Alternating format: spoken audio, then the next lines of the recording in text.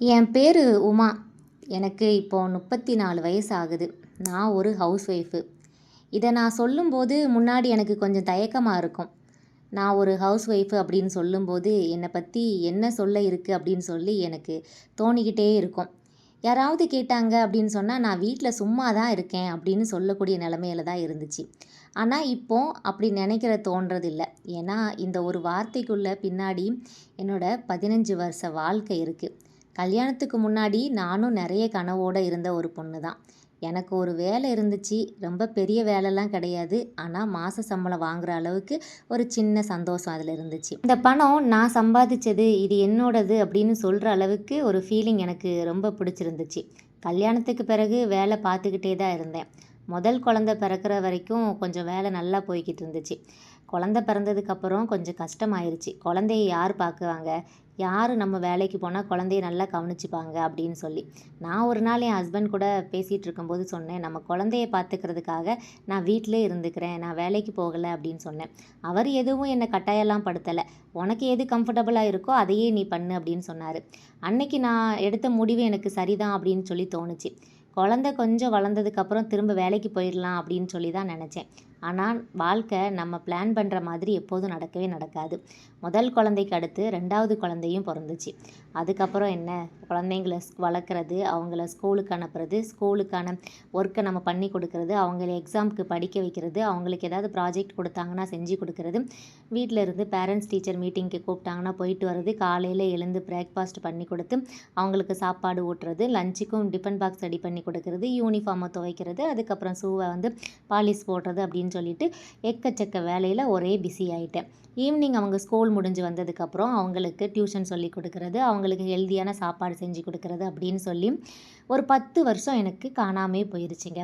எனக்கே தெரியலை. ஒரு நாள் காலையில் என் மகன் ஸ்கூல் யூனிஃபார்ம் போட்டுக்கிட்டே என்கிட்ட கேட்டான், அம்மா என் ஐடி கார்டு எங்கே அப்படின்னு சொல்லி. உன் பேக்கில் பாரு அப்படின்னு சொல்லிட்டேன்.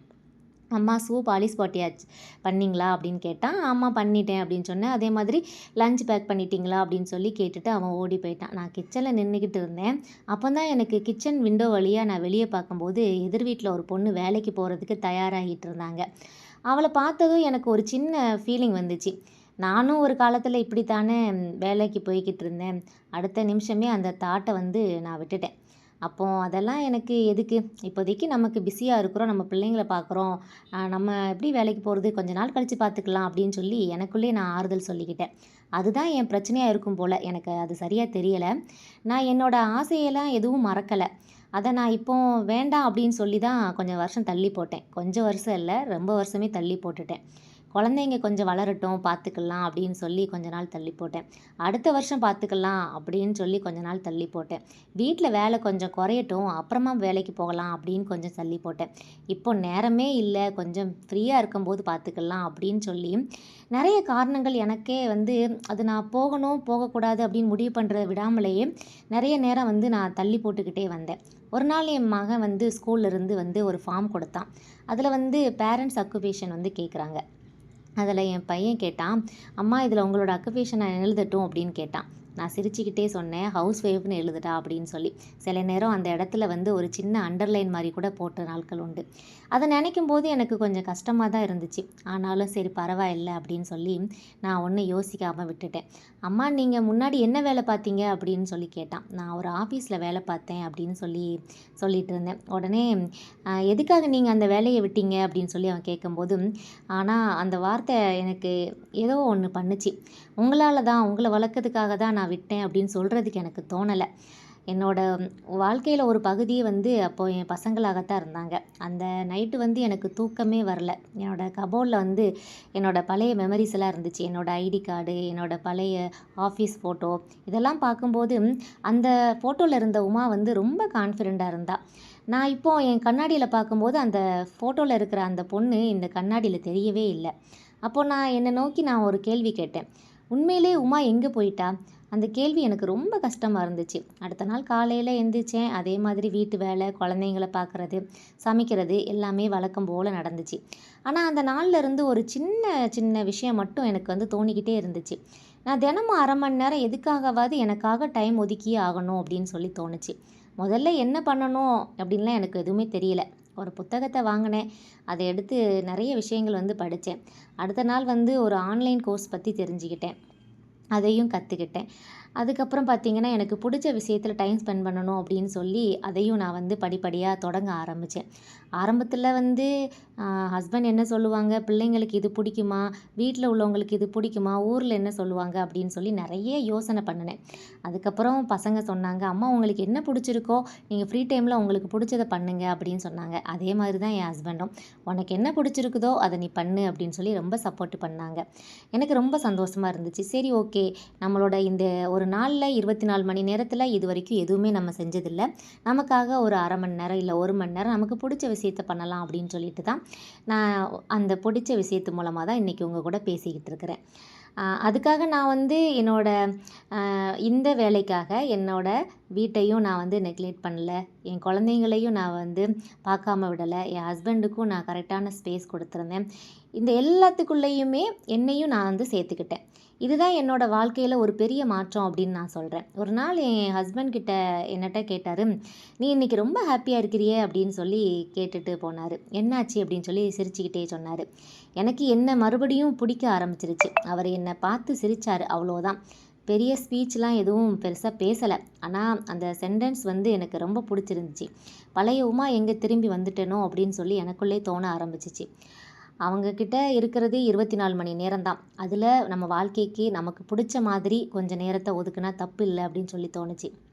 எவ்வளோ நாள் தான் ஹஸ்பண்டுக்கு பார்க்கணும், குழந்தைங்கள பார்க்கணும், வீட்ட கவனிக்கணும், எல்லா பொறுப்பையும் நானே பார்க்கணும் அப்படின்னு சொல்லி இருக்கிறோம். கொஞ்சம் அதோட சேர்த்து நம்மளுக்கும் கொஞ்சம் டைம் ஸ்பெண்ட் பண்ணா என்ன? அதெல்லாம் ஒரு பெரிய தப்புலாம் கிடையாது அப்படின்னு தோண ஆரம்பிச்சுச்சு.